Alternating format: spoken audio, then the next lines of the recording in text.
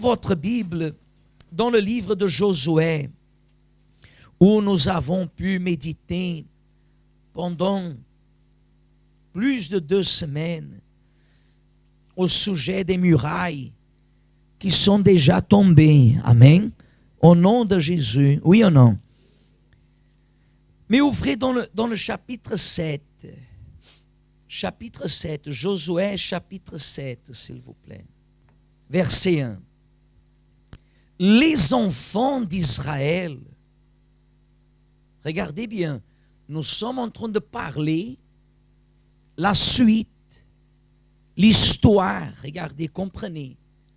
Après la victoire qu'Israël, il faut comprendre.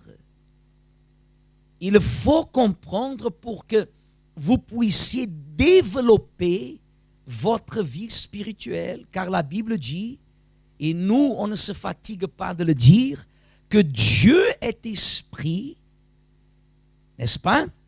Et il faut que nous le cherchions, nous l'adorions en quoi? En esprit et en vérité. La pire chose qui existe, c'est de parler de Dieu, c'est de connaître la Bible et de vivre éloigné, opposé de la parole et de la présence de Dieu. Moi, je trouve que ça, c'est une frustration. Croire à la Bible et vivre une vie opposée à la Bible. Croire en Dieu et ne pas avoir sa sainte présence. Moi, je crois que ça, c'est la plus grande frustration que l'être humain peut avoir. Amen.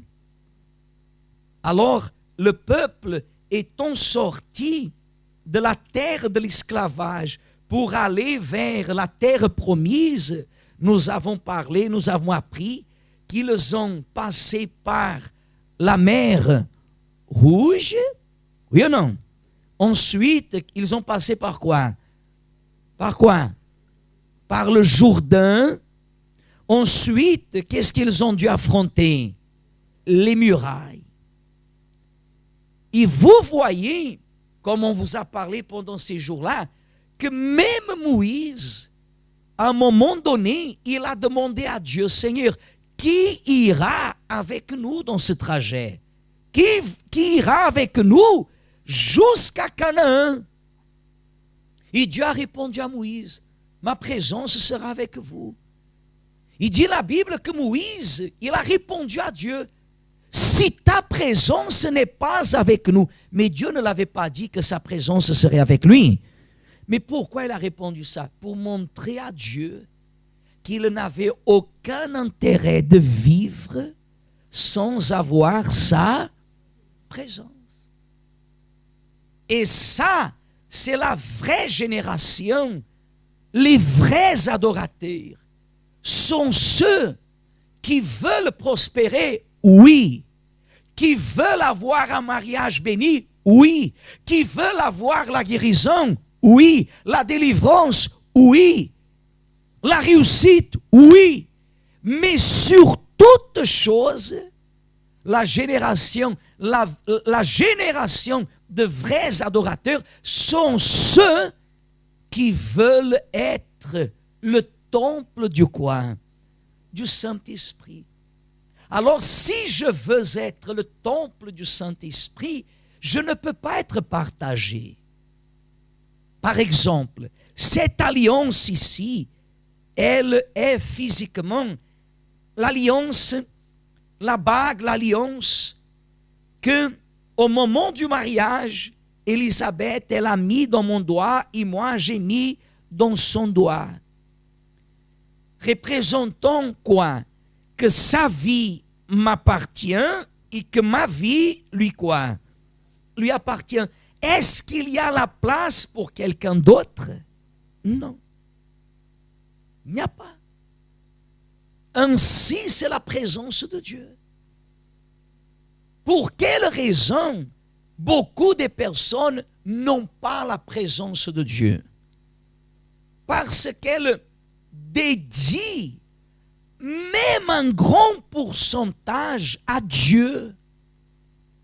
Mais il y a un petit pourcentage qui n'est pas dédié à Dieu. Elle dédie 80, elle dédie 90, mais elle laisse 10%, 5%, 3%, 1% même. La personne, elle peut se donner à Dieu à 99%. Elle ne pourra pas recevoir la présence de Dieu. Elle ne pourra pas. Elle ne pourra pas. Demandez par exemple à un homme qui est marié. Demandez à quelqu'un qui est marié. Demandez à une femme qui est mariée. Madame, accepteriez-vous de partager votre lit avec une autre femme? Qu'est-ce qu'elle va répondre? Eh, quel nom, hein? Mon Dieu, ce nom c'est presque un oui. Demandez à une femme mariée, accepteriez-vous, madame, de partager votre lit avec une autre femme? Vous à droite et l'autre à gauche, qu'est-ce qu'elle dira? Non. Bon, le lit, non. Mais vous acceptez au moins qu'elle puisse dormir par terre à côté du lit? Non plus. Ok, on vous respecte. Dans le couloir, elle ne peut pas dormir. Au salon, non plus. Dans la salle de bain. Ouais. Même là, dans les rangements, où vous mettez le... Non. Nulle part. Ainsi, c'est la personne qui veut la présence de qui? Elle doit être 100%. 100%. Vous savez qu'il y a des personnes qui sont parties en vacances au mois d'août, au pays, au village, chez eux. Ils sont restés là-bas 2, 3, 4 semaines. Et personne de leur famille, de leur entourage, a su qu'elle est chrétienne. Personne n'a su qu'elle est chrétienne. Personne ne s'est aperçu qu'elle est chrétienne. Est-ce que ça c'est possible? Non. Non. Partout où je vais, tout le monde saura que je suis, que je suis, non, marié. Pasteur, ici le voleur arrive et il vous vole l'alliance. Je vais prendre un caoutchouc, je vais dévisser un robinet, je vais vous apprendre, je vais dévisser un robinet, vous enlevez la petite rondelle noire qui est là, le joint, et vous mettez dans le doigt. Amen. Quelqu'un, c'est quoi ça? Je suis marié. Mettez du scotch, mettez ce que vous voulez. Est-ce que vous comprenez? Mais tout le monde doit savoir que vous êtes marié. De même, en ce qui concerne la présence de qui? De Dieu. Regardez ce que dit la Bible. Chapitre 7, verset 1. Les enfants d'Israël commirent une infidélité au sujet des choses dévouées par interdit. Vous vous rappelez qu'ils ont dit, lorsque les murailles seraient tombées, ils ne toucheraient à rien. Ils tueraient tout le monde. Tout le monde serait tué. L'or et l'argent reviendraient à l'Éternel, au trésor. Mais ils ne toucheraient absolument rien. Parce que ces choses, elles étaient contaminées. Comme quand on vous parle qu'à l'église, Dieu ne fait pas de différence de noir, de blanc, de rouge, de jaune. Analysez comme la grandeur de Dieu s'est manifestée dans leur trajet. Ils avaient le témoignage du peuple qui était sorti de l'Égypte, qui avait témoigné, écoutez, le Dieu qui nous a fait sortir de l'Égypte, il nous a ouvert la mer Rouge. Nos ennemis ont péri. Ils avaient le témoignage que Dieu avait donné à ce peuple. Ils avaient leur propre expérience au moment que les murailles, elles se sont écroulées. Ils avaient le témoignage. Dieu avait à peine demandé qu'il ne touche à rien. Ne touchez à rien. Ne faites pas ça. Ne touchez à rien. C'est-à-dire, ce n'était pas pénible. Hier même, j'étais attentif à l'émission du Force Jeune.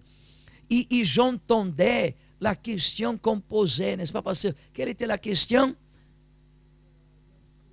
Au sujet de l'abstinence. Et j'entendais les jeunes qui appelaient. J'entendais des jeunes qui appelaient. Mais je suis sûr et certain que beaucoup, pourquoi? Parce que même en étant à l'église, ils ont du mal à ne pas accepter la direction, l'orientation que Dieu donne. La personne est à l'église. Dieu le parle, Dieu le montre, le pasteur parle, écoute, tu es dans ton fiançailles, tu es en train de connaître quelqu'un, va doucement, ne fais pas comme ça. La majorité des jeunes que bien des fois, dans l'église, dans le monde entier, beaucoup de jeunes qui viennent vers le pasteur, bien des fois, c'est déjà trop tard. Pourquoi? Parce qu'ils ont déjà touché à ce que Dieu ne veut pas que la personne, elle, touche. Ce n'est pas que la chose, elle est mauvaise. Par exemple, lorsque Ève, elle a mangé du fruit, elle a attiré vers elle une punition. Est-ce que c'était le fruit qui était pourri? Est-ce que c'était le fruit qui était amer? Non. Le fruit était bon.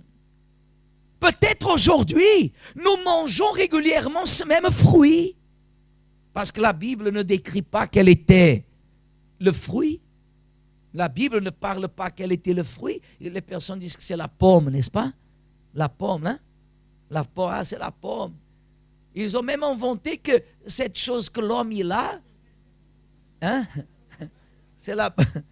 Adam, il a mangé la pomme d'Adam. Et moi, quand je mange toute la pomme, je mange tout.